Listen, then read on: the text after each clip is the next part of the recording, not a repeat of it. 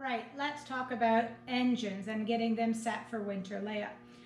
Engines are arguably the most costly or potentially costly aspect of your winter layup. It's easy enough to have done, but if it goes wrong, you're talking about replacing your engine. So the recommendation here is I'm going to talk about some of the different aspects to your engine getting winterized, but potentially you are going to find a technician who's going to do that for you. If you're a new boat owner, you may not realize that you've got to circulate coolant through the block, you've got to do an oil change and these different things. So the idea behind this portion of the video is just to introduce you to what needs to be done so that you can find the technician to make sure it gets done. Some people though, a technician isn't an option for them and they'll want to or need to learn how to do it themselves. At that point, it can be done for sure. Lots of people do winterize their engine themselves, but you need to spend some time and effort to learn how to do it properly, because if you get it wrong, you could in fact crack your engine and have no engine the next year. So follow your owner's manual, get recommendations from your manufacturer, and even spend some time with someone learning how to do it. But let's just touch on the key points to winterizing your engine so that you don't forget something. First thing that needs to happen before the boat is hauled out of the water is you need an oil change. The argument for having an oil change is that you've got fresh oil in the cylinders ready for winter storage to protect those cylinder walls with nice, clean, fresh oil. The cleaner it is, the better it's going to do its job. This is an oil extractor and it's used to slurp the oil out of your oil pan. And then of course, whatever your brand of oil is that you're using regularly on your engine, you're going to put fresh into your engine. You want to do this before you haul out, I said, because if it's already cold temperatures, you've got to run your engine sometimes for as much as half an hour at the dock, 20 minutes at the dock, to really get the oil warmed up, or it's going to be very difficult to get it out of the engine, out of the oil pan.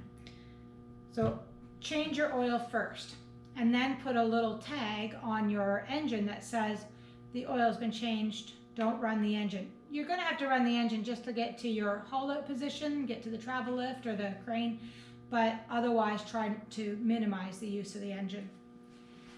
The other thing that you're going to have to do once the boat is hauled out, you're going to have the coolant put in the engine block. So the idea with getting the coolant in there is that it replaces the raw water that was circulating through the engine and going out the tailpipe and stops the block from freezing. So here's our minus 100 engine antifreeze. It's minus 100. It's good for the engine. It's good for the aluminum block compared to the plumber's antifreeze, which is only good to minus 10, but absolutely fine for your essential plumbing pieces. The reason you don't want to mix them up is because this is twice as expensive and it's just a cost savings measure, but arguably you could run engine coolant through your plumbing system. It's just more costly, that's all. So you're going to want to circulate this through the engine. Essentially what you're doing is taking your raw water intake and putting it in the jug, just like when we talked about plumbing antifreeze, putting the hose in the jug. And then you're going to run the engine and circulate the coolant through. And again, this is where I'll remind you, check your owner's manual, consult with your manufacturer, whoever built your engine, as to the best methods of doing that to make sure that you get enough coolant circulated through the engine to do the job. It needs to be at full strength, and there's a lot of water in the system already that is going to get flushed out throughout the process. When you're doing that, you want to catch the coolant. So you're doing this on land. You're not doing it in the water because you'd never be able to catch it. Even if it's an environmentally friendly, biodegradable coolant, you still don't need to drink it. You don't need to feed it to the fish. So make sure you catch your coolant in a bucket and dispose of it properly at your yard. They'll have a collection point for antifreezes, and that's where you're going to put it. You're also going to replace your impeller. The impeller is the portion inside the water pump that rotates and allows or makes the water circulate through your engine. So it's a good recommendation once a year to replace your impeller. If you don't use your engine a lot, you might replace it once every couple of years. Once you've replaced it with a fresh one, keep the old one as your spare for any moment when you suck up any plastic bags or leaves or debris in the water against your intake and maybe burn out your impeller.